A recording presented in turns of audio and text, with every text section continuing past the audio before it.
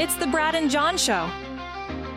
It is the Brad and John Show. Today's date is the 28th of January, 2026. It's a Wednesday. What do we say about Wednesdays, John? What do we say? Hump day. Hold on a minute. I didn't turn your pot up. Go one more time. Hump day. Very good. And what do we do in... Here we go again. Here we go again. What do we do in the B block, John? It's time for Brad's Top 3. It's time for Brad's Top 3. And what we do is we start it off with... It's number 3. John, here's a story that I thought was interesting. Happened just last night. It's a story about our neighbors to the north, immediate neighbors to the north. This Iowa. You know what? I thought about something for a minute. I'm going to diverge just from my main point, which I never do. But think about it. Iowa is 4 letters, but it's 3 syllables. Isn't that interesting? Yeah, I think most people say Iowa. Yeah, Iowa. I don't think people say Iowa. It's 3 syllables, right? Iowa, Iowa, Iowa. I think most functional humans say I and then wa. I don't think most people say Iowa. So you think they say Iowa? Yeah. Oh, I don't think so. Okay, maybe in South City they do, but not here. Not in a good part of town. Okay. Trump was in Iowa last night. No way. Was he talking about E15 and other ag issues there, Brad? Yes, among other things. Oh, wow. Was he really? Okay. And he went to a restaurant, and a man came up to him and said, "Can I pray for you, Mr. Trump?" And Mr. Trump says, "Sure." And the guy gave a prayer right there in the restaurant. And do you think that's out of the ordinary? No, I thought it was an interesting story. Yeah, I think that's amazing. I mean, I think there's a lot of cases. I think if have ever been around an elected official and you're in public, I think there's a lot of folks that come up to you and say, "Hey, can I pray for you for a minute?" Well, and then the candidate takes a little time and you bow your head for a minute, and it's a beautiful thing. But think about it. If it would have been Joe Biden in that restaurant, he would have said, "I don't want you to pray for me. Just give me some ice cream." Don't you think that would have been the case? Maybe, or most likely, Biden would have been polite and bowed his head and then fallen asleep. Okay, whatever. You ready for number 2? Yeah. It's time for Brad's number 2. It is number 2. A story that John does not have on his big johncombest.com website. Now, how do you know, Brad? You don't go to my website, as we know from years of doing the show. You don't actually go to my website. How do you know I don't have it? John, I guess it doesn't have anything to do with Missouri politics. I'm 98% sure you don't have the number 2 story. Did you check on my website today, Brad, or not? I did, and I'm 100% sure that you don't have my first story, okay? Okay, I'm ready. Because of the fact that the first story, there is no internet source for it as of yet, but there will be probably. Okay, there you go. Then it would not be by definition on my website. What's story number 2, though, Brad? Story number 2 is an article in the St. Louis Business Journal about the county executive race. You don't have this, do you? Well, Brad, why don't I link to stories about the St. Louis County executive race? Well, but we've talked about this before. We talk about it on the show. And for folks that are brand new to the show, let me take a second here, Brad. Welcome to our show. If you hear Brad referencing things on my website, I don't link to stories about county politics or county government. There are 114 counties in Missouri, plus the city of St. Louis. And as I mentioned dozens of times on this show in the same context, I don't link to stories about county government or county executive races. Go ahead, Brad. Thank you. The article in the St. Louis Business Journal, the headline is, "Why Steve Ellman is in Good Shape for Re-election in St. Charles." John, your comment on that? Well, I haven't read the story, and you haven't either, because it's behind a paywall and you won't pay for it. What's the point of the story, Brad, and who wrote it? It's the St. Louis Business Journal. And who? Yeah, okay, so you haven't clicked on it yet. You just read the headline. Can you look, Brad? Can you bring it up and see who actually wrote the story? Is it Dave Drebus or is it Jacob Kern or who is it? Who are those people? Never heard of them before. Do you want me? I'm guessing you don't have it in front of you. Do you want me to look it up? Yeah, look it up real quick. But okay, here's the interesting thing. Okay, and I have to tell you, John, I'm tempted to get into this race myself. What would you think if I said I was going to run for? You're laughing already. I think nobody would be surprised, and I think what they would do is, I think candidates, whether you're Jason Law or Steve Ellman or Bill Eigel, you would be torn, because on one hand, you would love to go to a candidate forum and get to see Brad Hildebrand's charming visage everywhere you went. On the other hand, you would be more likely to just dangle a shiny object and say, hey, Brad, I heard that somebody is sending a cease and desist to God Squad. And Brad, you're about as hard as to distract as a squirrel in heat in a bed of acorns. So I don't think it would be a big issue. But I think get into the race, Brad. I'll look, since you haven't invested the time to find out who wrote this, I'll look that up while you continue. Well, John, I'm going to ask you some questions. Okay. At this point, the race is, and I know John Conlon is going to probably fire off some nasty emails if he's listening to me. He's not a nasty guy. I don't know why you would suggest that. No, and the piece was written, of course, by Dave Drebus, and it was posted 4 days ago. So congratulations, Brad. You're on top of it. Go ahead. You didn't have it, John, but that's a whole nother story. Yeah, and why wouldn't I have it, Brad? Because it's about county politics. I already please heard. Continue your story. I heard the explanation. Okay. Wouldn't you agree at this point the race is between Eigel and Ellman? Pretty much it, right? No, I wouldn't. I wouldn't say that. I would definitely think that Jason Law has a lane. I mean, Brad, if you're sitting on right now $300,000, you definitely have the opportunity to be a major player in this. What's your buddy Tom Smith say about it? I have no idea, Brad. I thought you had you talked about this time before. Tom says, Tom says that that Steve Ellman's already put his order in for 5,622 yard signs, and that's going to ensure him. That's a funny meme. Well, because Steve Ellman didn't listen to your Frank Sinatra anti-yard sign thing. So continue your thesis, though. You think that, and explain your rationale of why you think it's essentially a two-person race here. Well, I think that, here's the problem. Jason Law and Steve Ellman are not taking the fresh piece of meat that's being dangled right in front of their face, okay? And I don't think either of them ever will. Because if I were the candidate, if I were in this race, I would go right after Bill Eigel. And I would show him, like, okay, Bill Eigel says he's going to, get rid of property taxes. Then why is he parading around on Main Street, according to him, when he's actually on 2nd Street? He doesn't even know what street he's on. With Soupy Shore, isn't her name? Soupy Shore? Isn't that her name? Snoopy Sales. She has a radio show from the 1950s. Why is he parading around on 2nd Street in St. Charles with the petition? Because if he's going to get rid of personal property taxes, he don't need no stinking petition. When he's elected, he can just say, Executive Order Day 1, no more personal property tax, right? So I would, if I were Steve Ellman or Jason Law, I would say, well, Bill Eigel's only saying he's going to get rid of personal property tax. We're going to get rid of real estate tax. We're going to get rid of sales tax. We're going to get rid of every tax there is. When you get your bill from Ameren UE, there's sale tax on there. When you get your bill from those nice people at Spire, that's sales tax in there. Missouri American Water, sales tax. I'm going to get rid of all the taxes. Bill Eigel's only going to get rid of personal property tax. So what do you want? No personal property tax or no taxes, period? And of course, that would box Bill Eigel into a corner. Now, the part of that is, anybody's going to say, anybody who's smart's going to say, well, hold on a minute now. You can't do that. You can't get rid of sales tax and real estate tax. You can't do that. Who cares? In politics, you just say whatever's going to get you elected, right? Just whatever the hell is going to get you elected. I love the no tax theory, Brad, and that you've discussed that and proposed that multiple times on the show.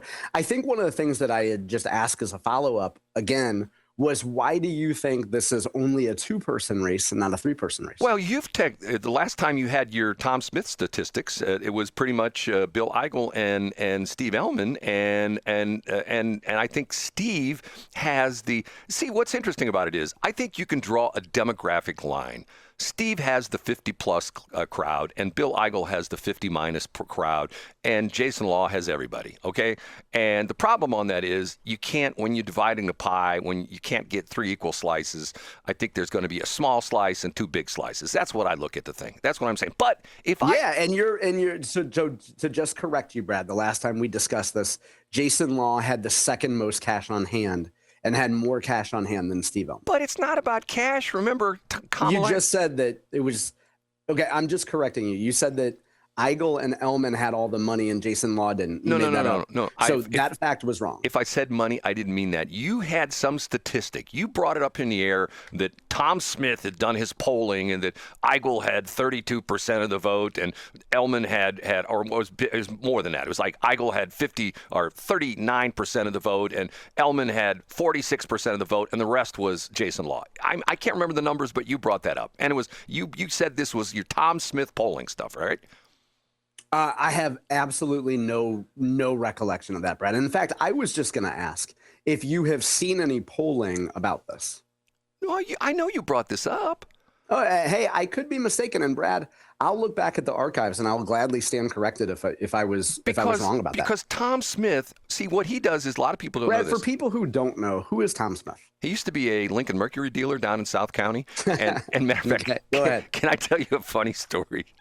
Honest to God, he was a Lincoln Mercury dealer down in South County, and we had a guy on our station who was named Tom Smith. This goes back to the old KSLQ days, and this guy, this DJ Tom Smith, I hope he's still living and have a prosperous life, and I hope he got the hell out of the radio business because he sucked. But he was like this big ego-headed guy. Him and his wife, they'd show up at the station all the time, and they were like always pitas, if you know what I'm saying. And one of the salespeople said, you know what? I'm going to go call in Tom Smith because I'm Tom Smith, the Lincoln Mercury, because wouldn't it be great if our Tom Smith talked about Tom Smith, Lincoln Mercury? So they trotted Tom Smith down to the Tom Smith, Lincoln Mercury down in South County, and Tom Smith, the Lincoln Mercury dealer, was enamored with Tom Smith, the radio DJ, and say, yeah, I'll advertise, and more than that, I'll let you drive one of our new cars. So he gives Tom Smith a new car, and he totals it. So he gives Tom Smith another new car, and he totals it. And Tom Smith gets Tom Smith another new car, and he totals it. And then Tom Smith got fired. So that's my Tom Smith story. So did you like that, John? I've never told that one before. That's amazing. Yeah. So by the way, Brad, and so you bring up a good point. Apparently, there was a survey conducted in August of 2025. Let's get this right. Yeah. So that was however many months ago. And a Survey St. Louis phone poll that is, and Survey St. Louis, which is Tom Smith, is working for one of the candidates. And I don't remember exactly who it is. Bill and Steve Ellman was not in the race in that period of time. Bill Eigel had roughly 39% of the vote. Mike Elam had 7%. And Jason Law had 9%. So that's the most recent poll that I see done here, Brad. Are the rest of the people non-committed? Is it because that only comes up to about 50%? Yeah, I mean, there's plenty of people that have no idea that there's a St. Charles County race. So from a quick Google here, Brad, there has been no polling, at least it's been released publicly, that shows Ellman versus Eigel versus Law. Well, it's coming. So to assume that to just make up numbers, I think would be wrong. John, it's coming out soon because of the fact when I'm out in St. Charles County, I see the Tom Smith yard signs, and it says vote right here. And you get out of your car, and there's 3 categories, and you check which one. And that's the. And you vote for one of Brad's AI. Which AI song about yard signs do you like the most? I like the Sinatra one. That's my hometown one now. You ready for I can't wait to hear what story number 1 is, Brad. Okay, here we go. And now, big finish, Brad's number 1. Okay, first off, I will be very transparent and say, and I've already sent him a text, Mark Cox in 97.1, and I sent him a text, essentially, you want me to quote my text I said to Mark Cox this morning? Please do, Brad. You're headed that way anyway. You're bringing up your large font screen so you can read it. At 5:30 this morning, I texted Mark Cox, congrats, great journalism. Why would I be doing that, John? Why would I be doing that? Let me guess. He broke a story about fill in the blank. I don't know. How does the name Christian Kirk ring a bell to you? Wow. So this is the gentleman that once owned or probably still owns a Tesla. What happened in the Christian Cook vandalism case? Is it Kirk or Cook? No, it's Kirk. I think it's Kirk. Okay. And the gentleman's name is the 2 combatants in the story, not physically, but in court, is named William Howells, I believe. Is that his name as well? Correct. Yep, that's his name. And we gave an update recently on via CaseNet on the latest in that case. So what did Mark Cox have to say? The story goes back to May when a gentleman who was in Kirkwood parked his, I believe it was a Cybertruck. I know it was some kind of a Tesla, but I do believe it was a Cybertruck. And he came out and there was a sticker on his truck that said F Elon. Okay. And the interesting thing was, what people don't realize about this Tesla vehicles, they have cameras that record all angles of the car, and that's so that they can do their self-driving and stuff like that. But they go all the time. It's like an 24/7 security system. And he saw the person that stuck a sticker on the car. So I don't know how many weeks later, maybe so many days later, this gentleman, Mr.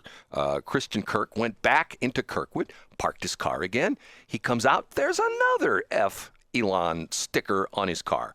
So he proceeds to download the video, and it's the same dude. And he thinks to himself, I think I've seen this guy. So he goes in one of the Kirkwood little coffee shops there, which you have to pay $30 to get inside, and you have to get an ordinance variance to go inside if you're not from Kirkwood. He goes into one of the Kirkwood coffee shops and confronts this guy with his camera rolling, his video camera rolling on his phone, and confronts this dude. And what did the dude say? He said, no, it wasn't him. It wasn't me. So Christian Kirk decided enough is enough. He called the Kirkwood police. Kirkwood police showed up, wrote a report. The system, the thing went through the system, through the legal system. And last night in the Kirkwood Municipal Court, the two people faced off. Christian Kirk was there, and William Howells was there with his attorney. And guess who else was there, John? I'm guessing it was Mark Cox. Mark Cox. Now, I gotta ask you a question. Do you think anybody from Channel 5 was there? Of course not. Channel 4? Oh, but St. Louis Public Radio had 33 out of their 34 staff members there. No, they had no. They had somebody for ambient audio. They had somebody for a follow-up. They had a videographer there. Wrong. Mark Cox was the only, and see, Mark Cox used to be a TV reporter for Channel 4, and quite honestly, I thought he was always very good, and I still think he's a great journalist. And so he was there, and Mr. Howells took an Alford plea. You know what an Alford plea is? Yeah, I have the CaseNet case pulled up right here, Brad. Yeah, and an Alford plea means he's not, if I recall correctly, he's not admitting guilt or innocence, correct? Yes, he's just essentially taking the consequences of the court, and the court assigns a sentence to him. And you know, does it show right there what he got? I got it right here if you don't have it. Yeah, go ahead, read it, Brad. I have it in front of me, but go ahead. 2 years probation and 25 hours of community service. Now, after the court case was over, and Mark Cox brought this up this morning, that since they had this horrible situation with the shooting at the Kirkwood City Hall, they've narrowed down the entrances and the exits into the court area there to one entrance. You have to go in through that entrance, you have to go out through that entrance, and when you go in, there are metal detectors now. So Mark Cox chases after Mr. Howells, and he won't say anything. And his attorney, then he goes to his attorney who is trailing behind Mr. Howells, and his attorney says something to Mark, which you can't really hear very well, but yet he starts recording Mark Cox like, oh my God, I'm going to file suit against this guy because he's doing something in St. Louis that nobody does. He's doing real journalism. We can't have that. We can't have real journalism, especially against my client, because my client is such a nice guy. He's, maybe he stuck a sticker on somebody's car that said, F Elon and blah, blah, blah, blah, blah. But you know what? He's an important member of the community because guess where he works, John? And I guess he still he used to work at Washington University, right? Did he get fired? I don't know. At some point he worked there. I'm guessing he may or may not still be there. And he was like a high-level research dude, wasn't he? Doesn't he have like a master's? I think you just made up high level, but I think he worked in the research department. Sure. Yeah, he's got like a PhD or an EDD or something like that. I think he's got that. So, Mark Cox, I say to you, salute. And you know what? I'm looking upstairs right now. I'm looking into the sky. Oh, I hear it right now.